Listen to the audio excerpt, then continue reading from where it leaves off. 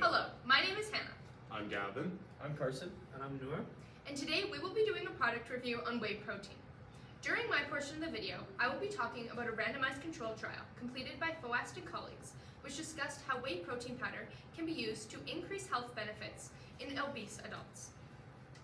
Additionally, in a study performed by Daniel West, whey protein was proven to aid in performance recovery for resistance training and accelerated development in lean muscle mass. It also increased maximal muscle strength, neuromuscular function, and anaerobic power after rest periods compared to the control group. Furthermore, in the addition of 25 grams of protein to the diet of the experimental group, there was an improved and accelerated development to said lean muscle mass. We will also explore a systematic review done by Vasconcelos and others to show a few potential negatives of whey protein and why those are negatives in the whey protein. We will also look through potential liver and kidney problems as well as acne buildup. Lastly, to conclude the product review, I'll kind of summarize the main points that we will analyze through each study and give a final comprehensive review of whey protein as a whole, and then go through benefits, flaws, and overall who we would recommend this to in the general population. More specifically, would we recommend it to athletes, students, etc., and then also going through any conditions where whey protein would not be recommendable to a certain population. Hello everyone. As mentioned before, my name is Hannah, and today I'm going to be talking about whey protein powder.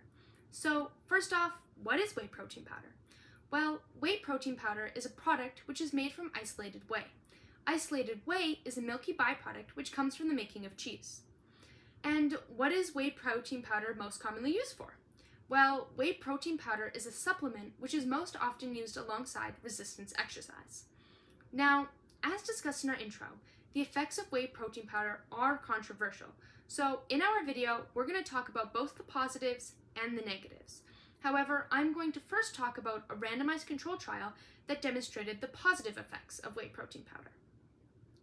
In 2022, Willis and colleagues completed an experiment which showed that whey protein powder can have positive effects on one's metabolism. The experiment revealed that whey protein powder can positively improve anthropometric parameters and biomedical markers in overweight and obese adults. The experiment involved a sample population of 58 participants ages 30 to 50 who were considered overweight. In the study, the participants were then split into 4 groups, each of which was given a different mixture of protein powders and then studied for 8 weeks. At the end of the study, the groups that had whey protein as a component of their mixture had an increase in health benefits, including lower weight circumference, lower visceral fat, and lower risk of insulin resistance. As well, they also had decreased levels of cholesterol. However, not all studies have shown these positive effects of whey protein powder. To continue talking about whey protein powder, I'm going to pass the video over to Gavin. Protein powder.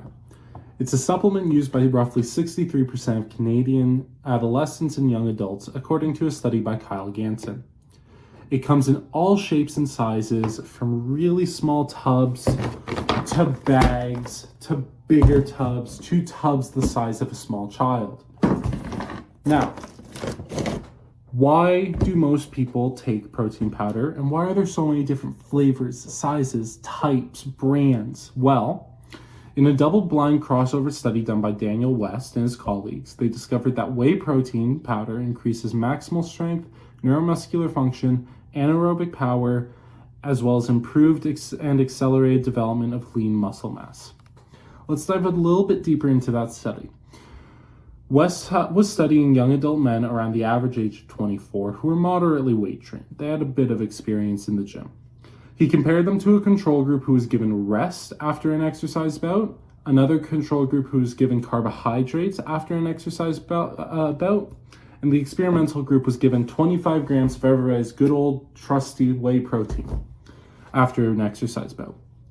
From this, he was able to conclude that the inclusion of whey protein to the experimental group's diet demonstrated a better development of lean muscle mass quicker than the other 2 groups. He was also able to conclude that whey protein powder was able to increase whole body anabolism and improved acute recovery of exercise performance after an intense session of resistance training. Thank you, and now I'm going to move on to Carson.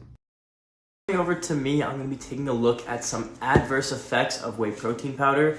So we're going to dive into a systematic review done by Vasconcelos and others way back in 2020, probably just bored in their house during COVID and thought, what better thing to write about than whey protein powder? And that's exactly what I'm thinking right now too. The first potential side effect that we will be talking about will be kidney problems. So whey protein causes a decrease in urinary citrate, which is supposed to keep a balanced pH, while it also increases the buildup of calcium. A combo of both of those things within the kidneys could cause kidney stones, which, as many of you probably know, are quite painful. So you want to make sure that you are not overindulging in too much protein, as the excess will cause kidney stones. Staying on track with visceral effects from whey protein, we're going to dive into liver problems. So whey protein, of course, contains amino acids. As we all know, they are the building block of protein. So our study that we looked into found that an excess amount of amino acids can result in fatty liver disease. So this disease is caused by triglycerides, which are formed by eating too many carbs, or in our case, too much protein. And they build up, resulting in excess fat in the liver. So we can tell that this is the case and that it is damaging the liver, as the amino acids alanine and aminotransferase are found in abundance in individuals who consume whey protein regularly. And both of those amino acids are produced by damaged livers. So they kind of go hand in hand. Those are being produced. We can tell that the liver is damaged. And then you look at the study and find that all those people take a lot of whey protein regularly. So just be careful with how much you are consuming on a day-to-day basis, and that it's not too high to cause liver problems. Finally, on a less visceral note, we will talk about how whey protein can impact your skin slightly and bring along acne due to the milk products within whey. So in milk products, there is an insulin-like growth factor, which is associated with the production of sebum. So sebum is the kind of oil you get if you guys have bad skin. You'll get your face is all oily. That is sebum, which will cause a buildup in bacteria and bring along acne, redness, dry skin, all that kind of stuff. To wrap it all up, with all of these issues that we see, the one thing that we have to keep in mind is a lot of these issues arise from overconsumption of whey protein or not exercising regularly. So as long as you get off your ass every once in a while and not take 16 scoops of this protein, you should really not have any issues with this. I'm going to throw it over to Nour. He's going to hit our conclusion. Thank you very much for watching. Buy Isoflex. Not a sponsorship, just think it's good.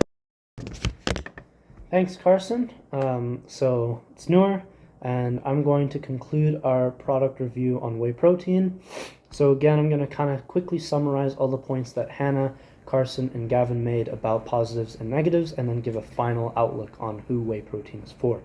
So Hannah discussed mainly the ability that whey protein has to decrease visceral fat levels, high blood pressure, and cholesterol in both sedentary and obese individuals, as well as active and healthy individuals.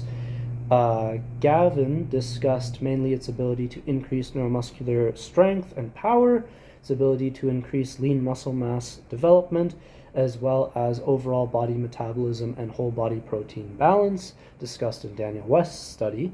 Finally, Carson discussed some negatives, such as the increase in development of acne, the increase of calcium buildup, which could lead to kidney stones, and the increased prominence of aminotransferase and alanine, which could lead to liver fatty disease. So ultimately, the question now is, who is whey protein for?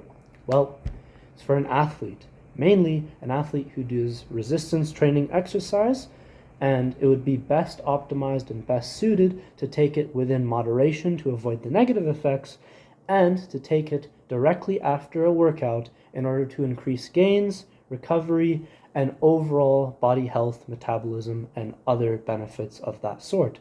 So if you're an athlete and you're looking for an edge, get whey protein. Thanks, guys. They would know why I gave you a fist bump. You know what? Actually, that's fine. I feel like I actually did keep that energy, so that's fine. Okay. I will be less stone-faced, guys.